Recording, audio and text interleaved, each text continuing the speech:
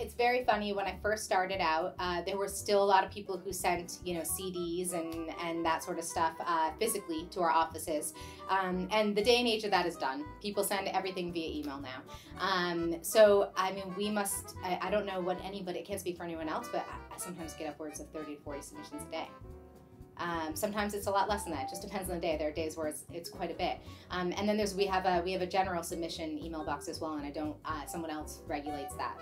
But they go through and they listen to everything and pass it around to the agents, and that's even more submissions that get sent to us every day. So we take them. We listen to them. We've had quite a few people that we have signed off of just blind submissions. Sometimes they didn't even have anyone they knew or anything that they were, it's just, hey, here's my demo, please take a listen if you're interested. And we listened and we were interested. So, as much as we're all busy, that's how we find talent. So I usually recommend, following up via email. And after that, if you want to call and try to get one of the assistants, if you can get one of the assistants on the line and say, hey, can you get the agent to tell you what they think of my demo real quick? Sometimes that works. And that's kind of how you can get that feedback and know, that you've at least been listened to and heard. Actually, originally when I was in school, I thought I wanted to be an actor. I did not. When I got to New York after school, I wound up getting into production. I brought people on television for shows like Dr. Keith Abloh, Judge Hatchett, Montel Williams. So I did that for a couple of years and realized it's not what I wanted to do in the end. I thought I actually wanted to do more casting. I wound up getting a position as an assistant in New York at Atlas. Within 9 months they promoted me, and 3 years later they moved me out to LA to start up our West Coast branch. And that was now about 8 years ago. No, you absolutely do not need to be in Hollywood to be a voice actor. We represent lots of people who are not in Hollywood who are voice actors. If you want to specifically be an animation actor, that is a different answer. And so what I like to say about that is that, with technology, in animation in particular, people are now willing to use remote studios and work with people remotely, but it tends to be on a per job basis.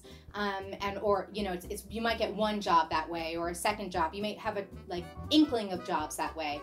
But if you really want to build an animation career, the opportunity and the networking is in Los Angeles, because a lot of those opportunities come up very last minute, very organically, and to create that kind of networking and the relationships you need to build a full animation career, you have to be present.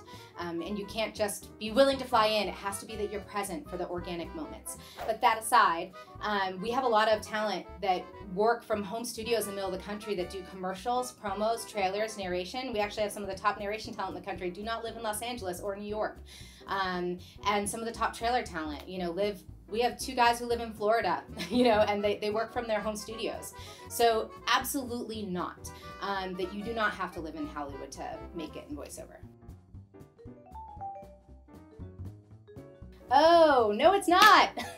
The networking is never done. That is something that I think people is a little bit of a misnomer.